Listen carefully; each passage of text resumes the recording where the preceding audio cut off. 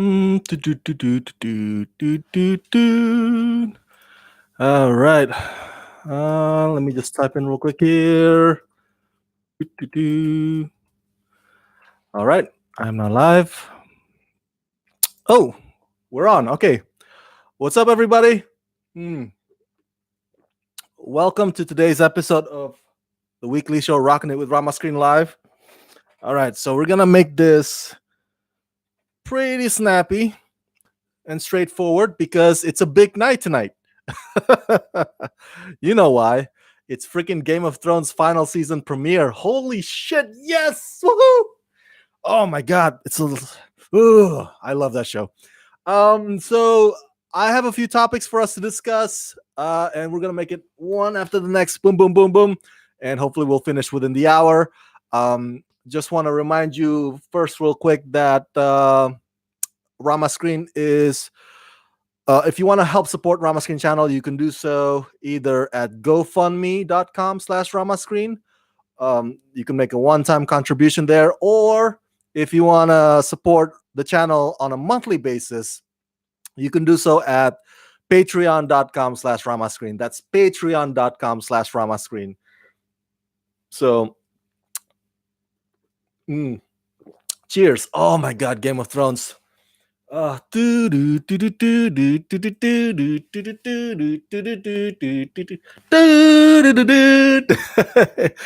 we're gonna talk about Game of Thrones as well later in the show. So let's go through the first topic, shall we? All right. So this past Thursday, there was a big Disney Plus announcement. Disney Plus, as you know, is Disney's new digital streaming service that's going to be launched on, well, they've announced it. It'll be November 12th, November 12th, 2019. So mark your calendar. And they also announced this past Thursday some of the shows, the new shows that they're developing for this streaming service. And I got to be honest with you, some of these projects really got me super stoked and excited about them. The first one, not so much. Look, I'm a big fan of baseball movies, but Sandlot, even though people consider Sandlot to be a classic, I was never one of those that were like, yeah, Sandlot. But Disney Plus is developing a brand new Sandlot series. Now, the Sandlot movie in 1993, I want to say. Correct me if I'm wrong there. It was based, or the story was set in the 60s. So we don't know yet the details for this new Sandlot series. It'll whether or not it'll be in the 60s or it'll be in the present day, and whether or not characters from the movie, the first movie, not the sequels, whether or not they will make appearances or they will show up in this new take. But those details, I'm sure you're gonna hear it more about it as the project develops. The other show that they're bringing you is Love, Simon. Oh my God, Love, Simon is was one of my favorite movies of 2018 last year. If you haven't seen Love, Simon, oh, you missed out, man. You missed out. It was so. I think it came out Valentine's Day weekend, right? Around that season last year. I remember that. I remember it was because the romantic feel to it, and I also remember that was also the same week that they had the press junket for Tomb Raider reboot. So yeah, Love, Simon is this LGBTQ drama adaptation. It was based on a book, and the film was directed by Greg Berlanti, who himself is part of the LGBTQ community. Greg Berlanti, as you know, is one of the many people who gave us the Arrowverse shows, right? All those superhero shows on CW. But Greg Berlanti is not going to be involved with this TV version. At least that's what the reports stated.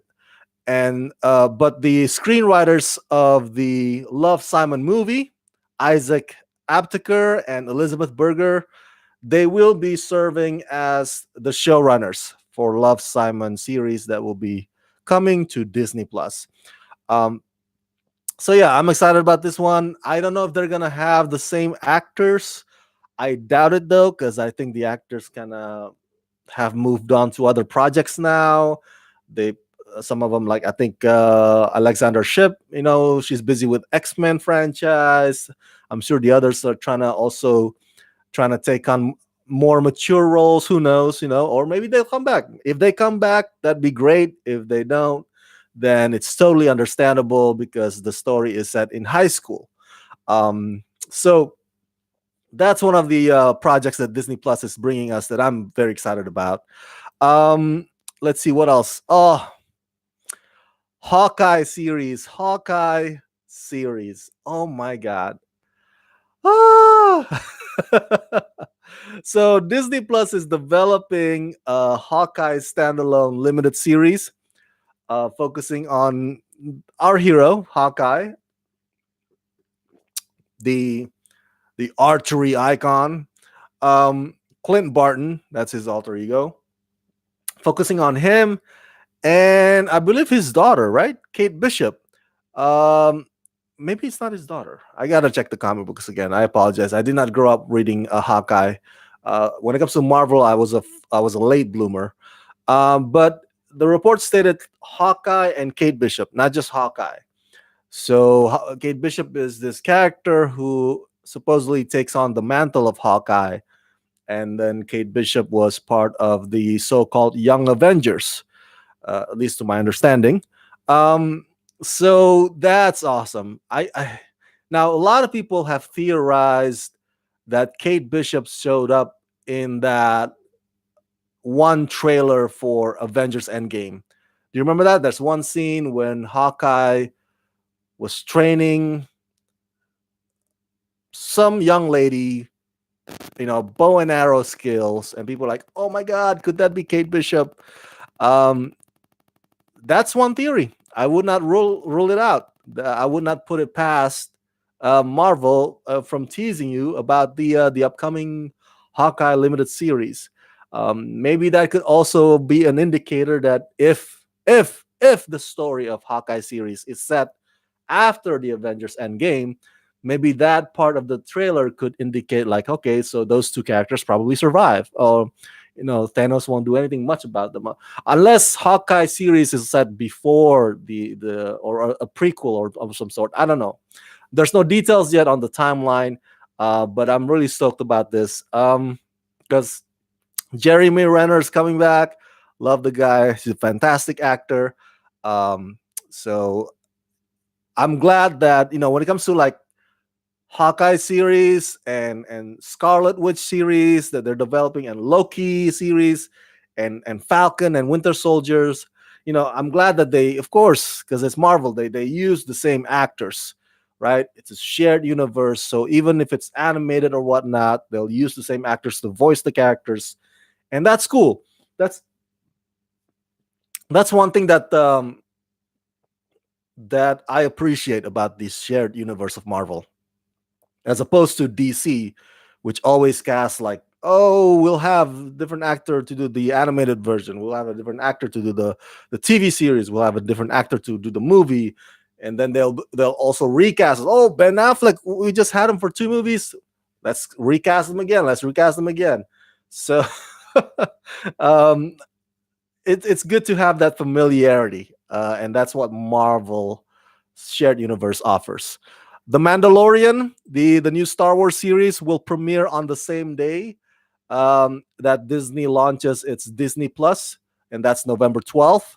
So mark your calendar. That is the Star Wars series that today, the panel happened today at Star Wars Celebration. I'll be discussing more about that later on, right now, or in a few minutes. Um, Disney Plus, if you're wondering how much the subscription will be, and I'm reading here off of the press release, it's going to be $6.99 per month. That is $6.99 per month. Um, that's slightly cheaper, right, than Netflix? I gotta double check that. Let me know if I'm wrong on that one. Because Netflix keeps increasing their monthly subscription price. Um, Now, Disney Plus will offer new, original, unparalleled library offerings from Disney, Pixar, Star Wars, Marvel Studios, and National Geographic, as well as the Fox properties that they now own. Because remember, they bought 20th Century Fox, the film and TV divisions. So they will also bust out episodes of The Simpsons. You can find it on Disney Plus. I'm guessing it'll be bingeable, binge watching thing. They also specify the Sound of Music, Malcolm in the Middle, as part of the Fox properties that now they own. That you will be able to watch um, on Disney Plus. Marvel Studios, they also announced new projects. One of which is WandaVision. So this is the Scarlet Witch series that will star Elizabeth Olsen back again in her iconic role as Wanda Maximoff. And guess what? Paul Bettany, Wanda's boyfriend on the big screen, he'll be back as the Vision.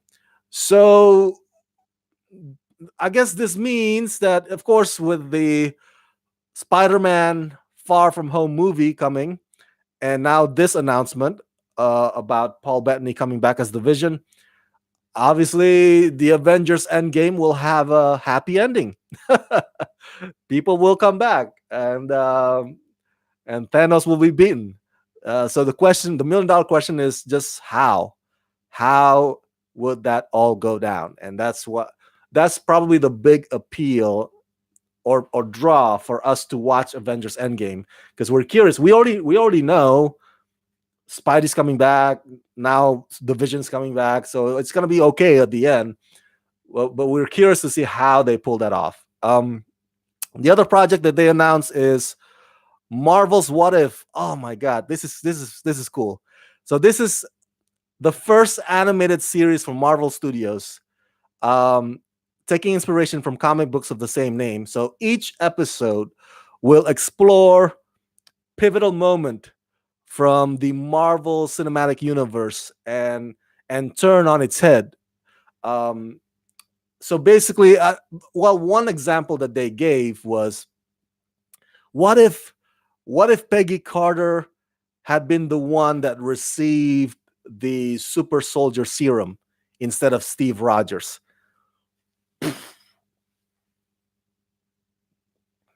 That I want to see. That I really, really want to see. I'm curious to see Captain Peggy Carter. Um, let's see other projects here. Oh, Pixar. There's a Pixar new series based on Toy Story called Forky's Ask Questions. Um, there's National Geographic series, documentary series, The World According to Jeff Goldblum. So Goldblum will be narrating and hosting this new show that will pull back the curtain on a seemingly familiar object to reveal a world of astonishing connections, fascinating science, and a whole lot of big ideas. Um, so there's a ton of other stuff. Disney TV Animation also is bringing their new projects as well to Disney Plus. Oh my god, I can't wait. Um, Here's the thing, that there are so many, and I'll end this segment on this note. There are so many streaming services out there, right? There are Netflix, Hulu, Amazon Prime. What else? What else am I missing? So and now this Disney Plus. Oh, DC Universe. So holy crap! What I'm trying to say is that you have your monthly bills, right? Water, electricity, apartment. If you have house, of course, that's different. If you're apartment or renters, you have your monthly bills, and you have your car bills. If you own a car, or if you own a house, you have mortgages. So add these on top of those. um, Disney Plus, $6.99 per month, and then you have Netflix, and then you have Amazon Prime, and then you have Hulu, then you have DC Universe. So just be wise. Just use your own discernment, your own good judgment on which streaming services that you want to watch or subscribe to. Which one's more worth having than the others. because everybody's financial situation is different. And just be wise, you guys. I know these shows are fun and all, but a lot of us work 9 to 5 on some of us minimum wage or so. So just be wise on what you subscribe, and use your own discernment on which streaming service that you want to have over the others. So but these are the shows that Disney Plus is bringing you. And right now, though, as of this point, I am super stoked about it. I can't wait to watch Hawkeye series. I can't wait to watch Falcon and Winter Soldier and the Marvel What If. It's gonna be awesome. It's gonna be pretty cool. All right, you guys. Let me know your thoughts about this segment. What did you think? Are you as excited about Disney Plus as I am? Do you think this is a bad idea on Disney's part? Or if not, then which new shows, which of Disney Plus new shows that you are most excited about? Let me know your thoughts in the comment section below. All right, so let's go on to the second segment here. I I actually wanted to talk about initially I wanted to talk about WB versus Trump, because Trump used the Dark Knight Rises um, score, Hans Zimmer's score, in his political ad, this past week. But after WB already filed, copyright kind of lawsuits or copyright strikes against that, it seems like that's it. That's the end of it. There's nothing more to discuss on that front. Um, Twitter has pretty much obliged to the WB, and they pull down the video ad. So there's that. That is that to that case. Um, so the other case that's big this past few days is Writers Guild. Um, Now I don't want to get into too many of the details in this one. I don't want to confuse you. I'm trying to simplify it to you. And I myself, I'm not part of the Writers Guild. Um, so I'm sure there are still complexities about this case that I have not yet that I have not yet wrapped my head around. But this is what I have understood based on what I've read so far. So I want to share this with you, and I'm sure you've come across a lot of prominent. If you follow a lot of prominent screenwriters on Twitter, or maybe actors too, or celebrities who want to support WGA in solidarity, you notice that um, their Twitter profile has changed into hashtag I stand with WGA. So basically, WGA has this conflict now with or against the uh, the agencies that have represented WGA or writers. Um, Now, if you're wondering, agents, what do we need agents for? Okay, so if you've seen the series Entourage, that's sort of like somewhat of a pretty decent illustration of how Hollywood works. Not 100% accurate, but a pretty decent, close to it. Um, and Ari Gold is this famous agent that represents Vincent Chase. So what he does is that Ari Gold would try to get Vincent Chase a gig or a project to do, or that if Vincent Chase at one point he wanted to make the movie about Medellin, and Ari Gold would like shop that script around to studios who may be interested in funding the project, Vincent Chase's project that so that's what agents do. So what happened this past few days, it's as if that Vincent Chase has fired Ari Gold. If Vincent Chase was part of the WGA. So that's a pretty simplified version of what happened here. Um, there's this thing called the Artist Manager's Basic Agreement that regulates the terms of how agents represent the writers. Agents can charge up or upward to 10% of the writer's earnings for their services. Um, and this was not changed or has not been changed since 1976. And so what leads up to this brouhaha, or what leads up to this backlash, if you will, not brouhaha, backlash, is that is the rise of the packaging fees and some conflict of interest that happen as well. Um, I think some agents are charging fees to producers and networks and studios in addition to earning their clients 10%. So WGA, which is the Union of Writers, wanted to renegotiate this artist managers basic agreement with talents agencies, and and it was extended up to April 12th, which was this past Friday. And the decision is by that midnight is that WGA tells, because there's no agreement, they didn't strike any agreement.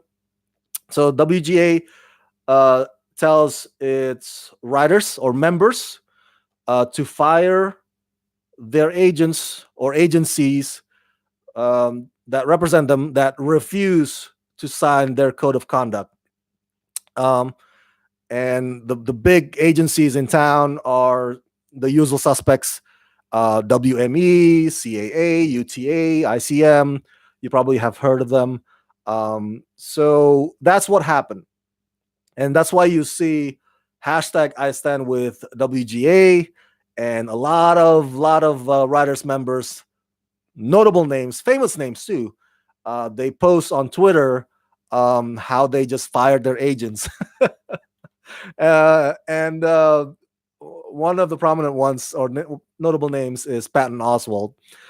So let me read to you from IndieWire here. WGA send out these letters to their members. If you are represented by an agency that is not signed to the code of conduct, you must inform the agency that it may not represent you with respect to your WGA covered work until such time as it subscribes to the code of conduct.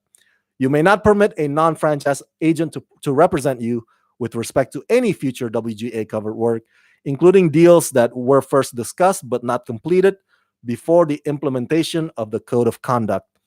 So WGA tells the members, hey, if the agency that represents you doesn't oblige to the to our code of conduct, let them go. Let them go.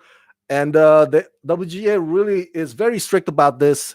They say that if their members or the writers don't fire the agents who refuse to sign the code of conduct, then those writers will be subject to discipline in accordance to Article 10 of the WGA West Constitution.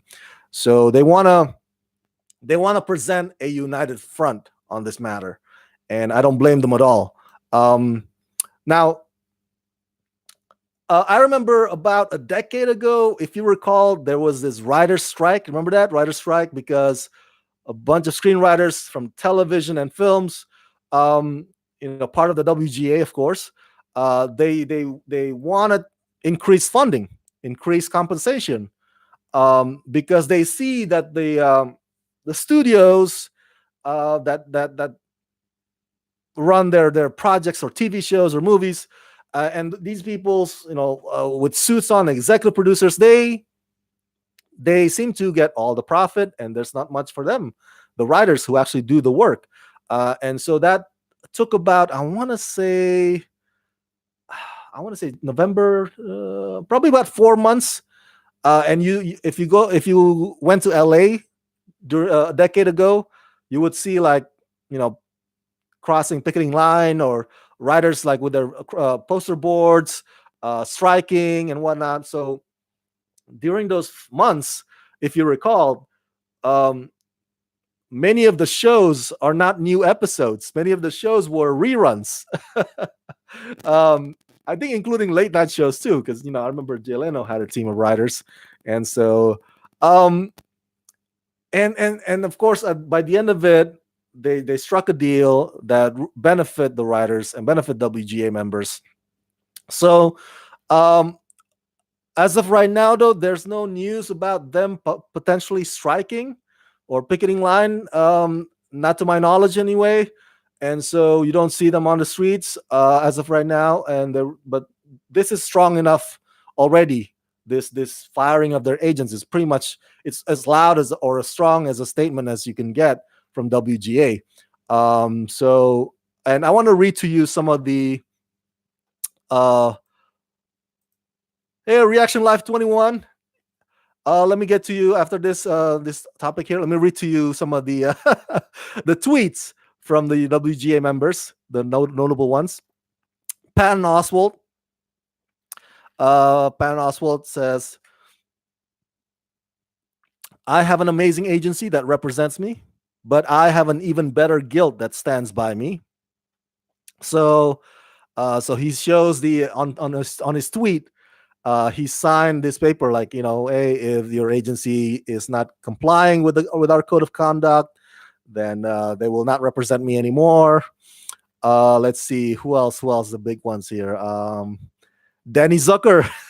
Danny Zucker says, because he tweeted also his signature on the form, and he said, "Look, I love my agent. I mean, I'm not in love with him, although there was this one time at the Palm where the light danced in his eyes. And anyways, I 100% support the stand my union is taking." Um, there you go. Thomas Schnauz, a writer, says, "Sign my termination of representation letter." That's right. He tweeted the letter. He signed it. But I'm not changing my Twitter avatar. My agent is a friend. He has been to my wedding and visited me in the hospital when I was in rough shape. But right now, hashtag I stand with the WGA. David Simon. Let's see David Simon here. Oh, one of my favorite writers. Union, union, union. Hashtag WGA solidarity. He also tweeted his termination of representation letter. John August. Oh, come on. You got to love John August. Big Fish, anybody? Big Fish? He tweeted also his letter of termination, representation termination, and he said, "My agent of 20 plus years is a great friend and a fighter for my career. I would give him my kidney tomorrow, but this is not about him or any single agent. Until agencies put hashtag clients over conflicts, we cannot work together. Simple as that. Hashtag I stand with the WGA." All right, so those are just some of the example tweets from some of the notable names of WGA members. Obviously, many of them don't harbor any bad feelings toward their agents.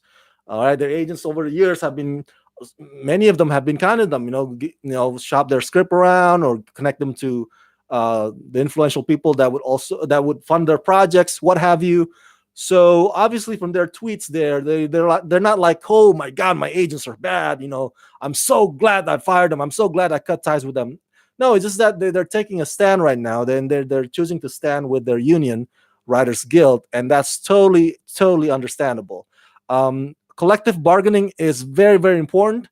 I don't want to get into the gritty, needy details of politics of it, but it's important because to remind employers and people that on the higher ups that enjoy all the profits that and the shareholders, that those advantages or those profits should also be enjoyed by the workers or the people that actually do the work. And so not just in WGA, but because in America, collective bargaining and unions have been decreasing since like the Reagan era. That's why we need to bring back or bring the power back to the workers again, and that's the importance of unions. So I'm glad we'll see how this resolves.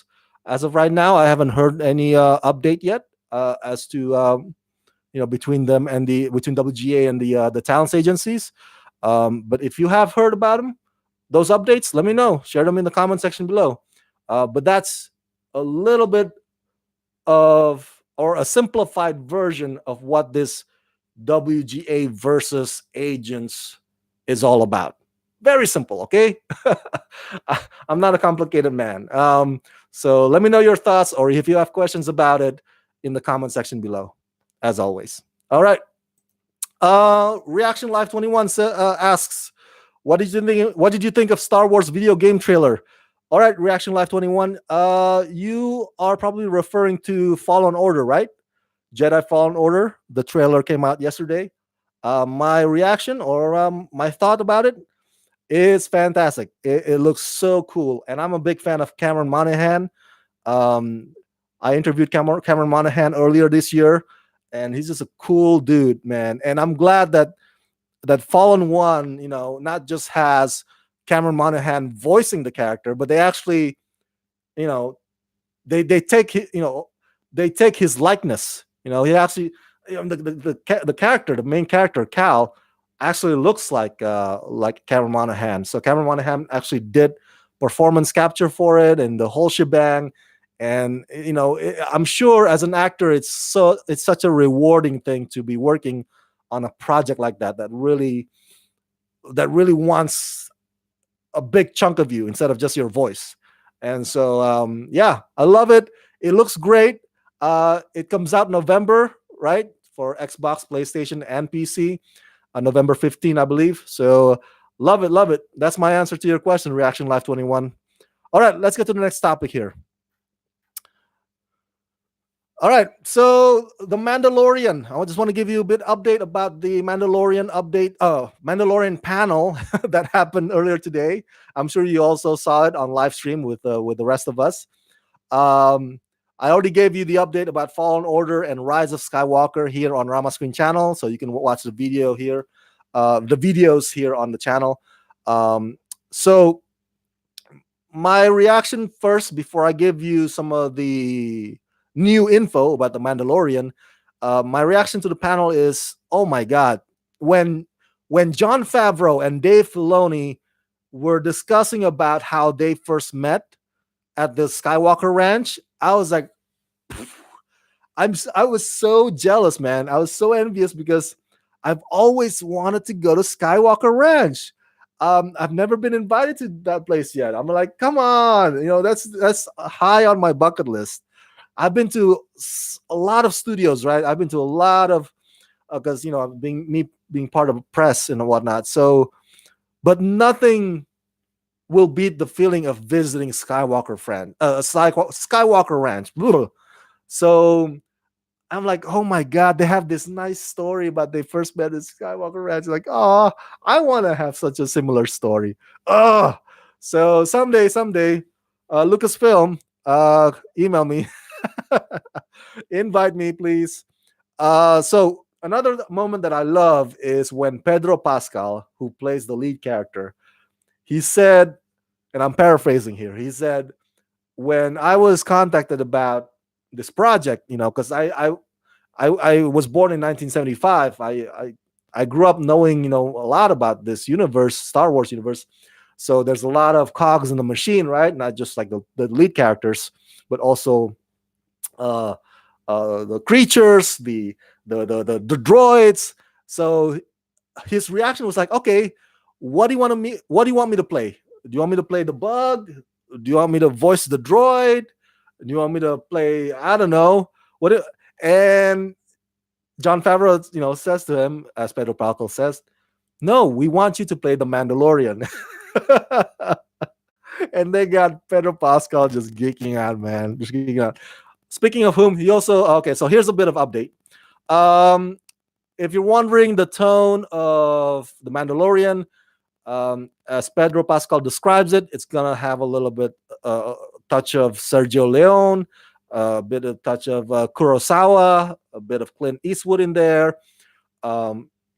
He said that the Mandalorian is a mysterious lone gunfighter. He has questionable moral characters, which is in line with some of the best westerns and samurai movies you've seen. If you don't know who Sergio Leone is, you probably have been sleeping under the rock. Sergio Leone was one of the most influential filmmakers ever, and he gave us some of the most iconic spaghetti westerns, including A Fistful of Dollars, The Good, the Bad, and the Ugly, all of which starred Clint Eastwood. And Kurosawa is Akira Kurosawa. He gave us samurai movies, man. Fantastic, fantastic. You got to watch. As if you call yourself cinephiles or movie aficionados, and you haven't seen Sergio Leone's or Kurosawa movies, then you are not really quite full in your cinephile fandom. You really have to check out those movies, and then you could be like, yes, I'm there now. So, but you know what? When they said that, at the panel, I'm like, okay, that makes sense because Star Wars itself is a bit of Western, right? Star Wars is kind of Western, has always been Westerny. Um, so it makes sense. Um, they showed the behind the scenes footage, which was cool. Now, what really pissed me off, a lot of live streamers out there, because I know I wasn't in Chicago. I'm not in Chicago. I even missed out the Clone Wars panel like a couple of hours ago. Um, what pisses off is that once they show the featurette, they did not show it for the live streamers at home. The live streamers at home got cheated out of the featurette, man. We didn't get to see it. So from what I read on Twitter sphere is that it shows featurette or some of the scenes in the Mandalorian of some of the characters, how they met, and then some a bit about the directors as well. Oh my god, I would have loved to watch that featurette. I don't know when they're gonna release it online. Right now they haven't yet. Right now, Disney only released the high-res photos of the Mandalorian, and you can check out those photos at ramascreen.com on my website. I already posted those photos there earlier today. Okay, so Carl Weathers, Apollo Creed. Whoa, whoa, whoa. Carl Weathers plays a character named Grief. And Carl says he's on stage and he says that Grief is a bounty hunter and he finds the Mandalorian. So he hires the Mandalorian and sends him out there. And of course, our hero does what needs to be done. Gina Carano, uh, former UFC, right? Former MMA fighter, turned actress. She is famously known for that movie, Steven Soderbergh's movie Haywire. She plays Cara Dune, not Cara with a K. It's Cara with a C. I know you're thinking about Cara like Supergirl Cara Danvers. No, Cara Dune, Cara. And Gina says that Cara Dune is a rebel shock trooper who is a bit of a loner and has a bit of trouble reintegrating herself into the society. So she has trouble reintegrating herself back into the society. So Jon Favreau is the writer, executive producer. Dave Filoni, who gave us Clone Wars and Rebels, he directed the pilot episode. Of course, it's produced by Kathleen Kennedy as well. And The Mandalorian, as I said earlier, will premiere the same day that Disney Plus launches, which is November 12th, 2019. Mark your calendars. Um, and some of the other directors of the episodes on this series include Deborah Chow, Rick Famuyiwa, Bryce Dallas Howard. That's right, Bryce Dallas Howard from Jurassic World movies, and Taika Waititi. Taika will direct some of the episodes as well. And so, again, Disney Plus will launch November 12th, 2019, the same day as the premiere of The Mandalorian. And the subscription price is $6.99 per month. That's $6.99 per month.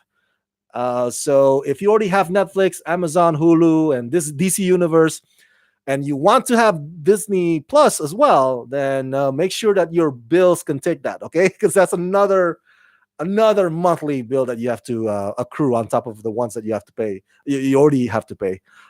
So again, that's $6.99 per month, starting November 12th. So I love it. That was a good panel. It was fantastic.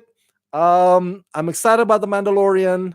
And also remember, this is not the only Star Wars live action series that's coming to Disney Plus. The other one is Cassian Andor, played by Diego Luna. I keep forgetting his name. Diego Luna. So he's reprising his role from Rogue One, a Star Wars story. So that's the other one that we'll be anticipating. If you recall, he died by the end of Rogue One, a Star Wars story. So Cassian Andor is probably going to be a prequel. It's going to be set before the events in Rogue One, a Star Wars story. So it's going to be fantastic. I'm really, really stoked about these two projects. What did you think? Or what questions do you have about The Mandalorian?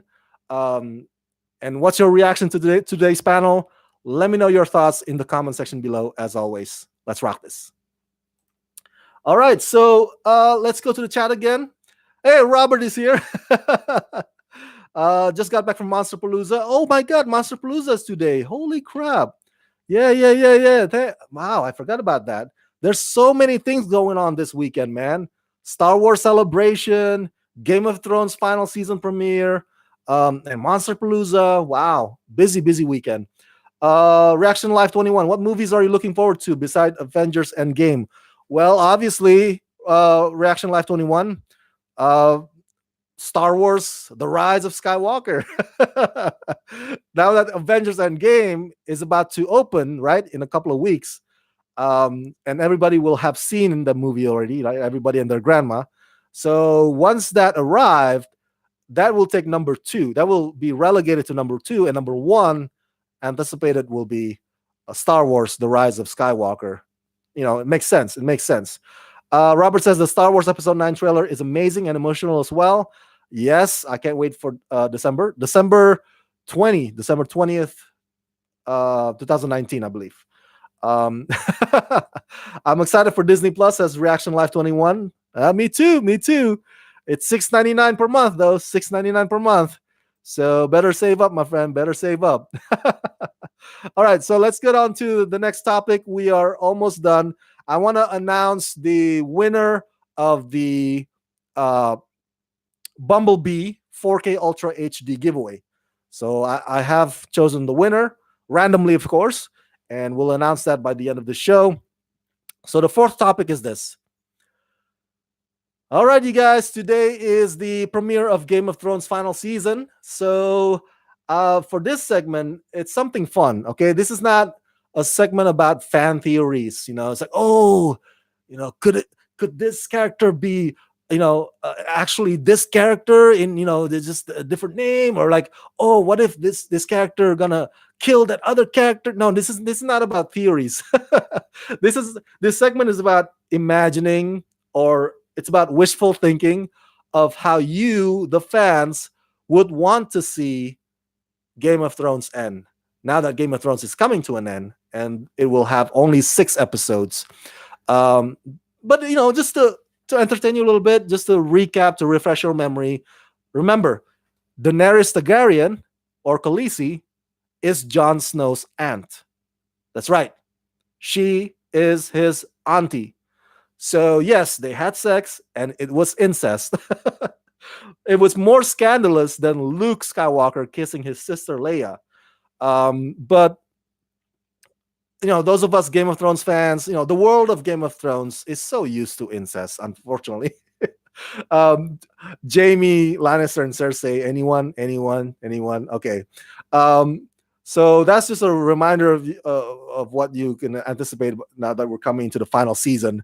Um, Jon Snow's actual name is Aegon Targaryen, and so and he is the son of, let me get this right, Prince Rhaegar Targaryen, who was killed during Robert's rebellion.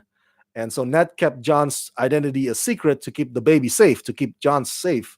Being, and Jon being the grandson of the Mad King makes Jon the actual heir to the Iron Throne.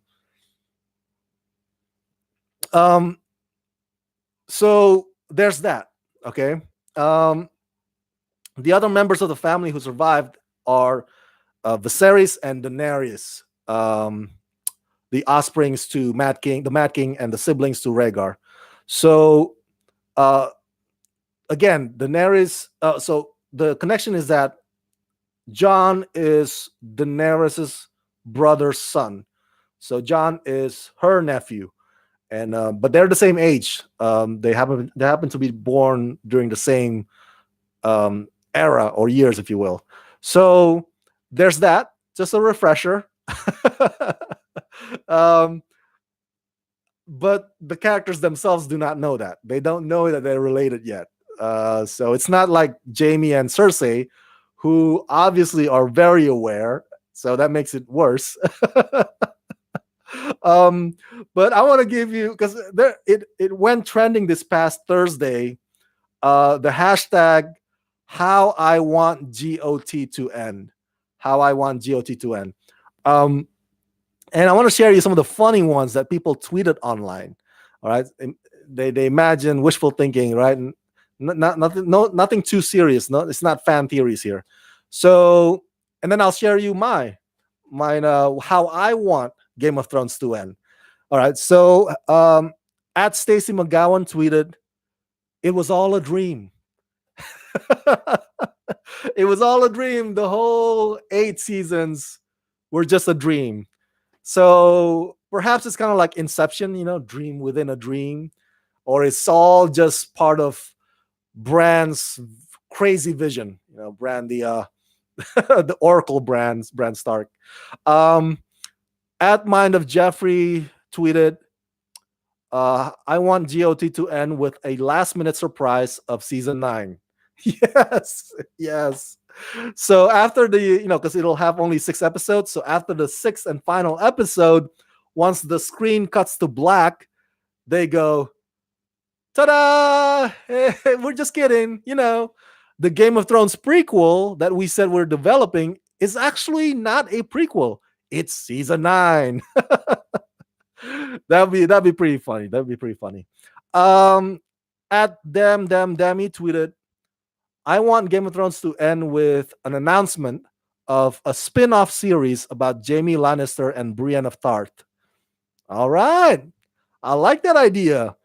Um, as you know, my fellow Game of Thrones fans, Jaime and Brienne they do have history, not like sexual history, but they do have they journeyed together at one point, and they have this affinity or fondness and sort of a level of respect towards each other.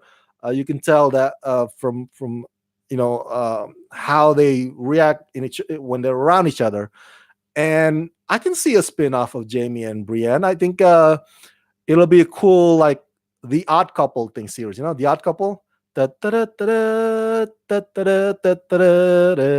don't know who will be Felix Unger and who will be Oscar in this scenario, but you know what? I am all for a spin-off series about Jaime and Brienne of Tarth. That'd be pretty cool. Okay, so let me give you how I want Game of Thrones to end. I want Toothless, aka Night Fury, and Hiccup from How to Train Your Dragons franchise to cross over and help Khaleesi win against the Ice Dragon. Yes. Yes. Wouldn't that be awesome if Night Fury shows up and it's just like, bam, helps out with the war. Oh my God, against the White Walkers. And then you see, John Powell's amazing score, music in the background,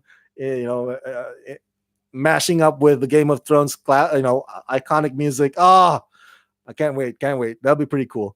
I want to see Arya Stark on the throne.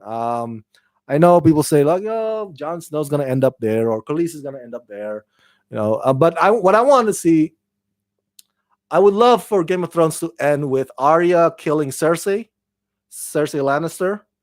Because Cersei, man, she has been evil for far too long. I mean, other villains, have come and gone, right? Um, the one that got bitten by that massive dog, what's his name, in the Battle of the Bastards episode, and then of course King Joffrey died. So all these bad guys have come and gone. It's like, but Cersei is still there. He's still there. She's the one that's most hated. Everybody hates Cersei. She's the one you love to hate. So it would be so epic if she dies at the hands of Arya Stark, because Arya is now, as you know, is a badass assassin, and she has been going around avenging her family. She has been going around avenging her family, and by killing the people that killed her family members. So whoever the enemies of the Stark are, right. So she would have a list and she'd kill them off. And so I'd be really stoked if Game of Thrones ends with Arya killing Cersei and Arya ends up on the throne. I don't know if that's what's going to happen. We don't know yet. As you know, it's not really based on George R. R. Martin's books anymore, because George R. R. Martin's Song of Fire and Ice only have 5 volumes. Um, I believe so, right? 5 volumes. Let me double check here. Do, do, do, do, do, do, do, do. The stories of God, but get to your high. Yeah, I believe so. So the season 6 and on, it's all just the writers pretty much taking the world into their own vision, instead of basing it on George R. R. Martin's writings. So we don't know what is in store for us, as with regards to how Game of Thrones will end. We can only have this playful imagination or fun theories about them, but we don't know exactly what they have for us. So I can't wait. It's gonna air tonight, 9 p.m. Eastern and Pacific time, 9 p.m. on HBO.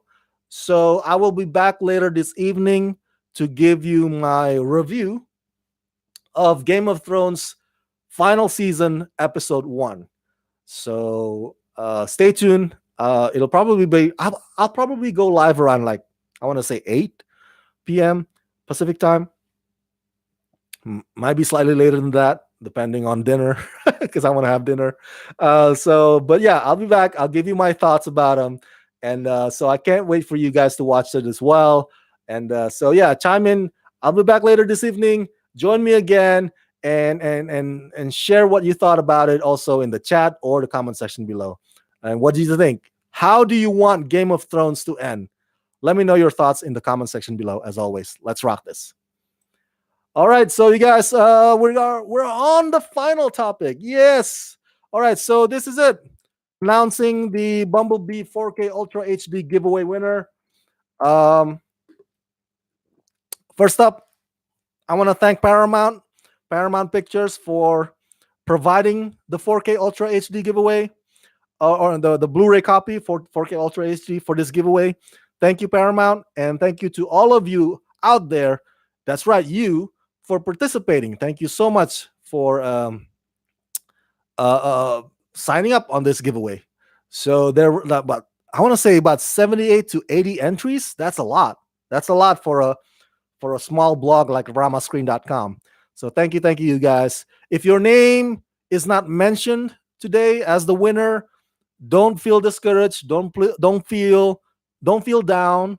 Okay, there'll be plenty more opportunities. As you know, um, Glass Blu-ray giveaway is currently happening, and the deadline for that one is this Tuesday. So go to Gleam, and then you'll see it there. All right. So let's announce it. Let's announce this. And the winner of Bumblebee 4K Ultra HD giveaway is, drumroll please, Maricela Zuniga from Dallas, Texas.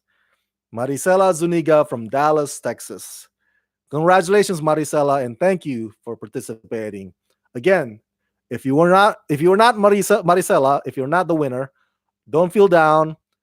Glass Blu-ray is currently happening, so go to ramascreen.com, find out the details there, and hope you are the lucky one to win that one. So congratulations to Maricela Zuniga.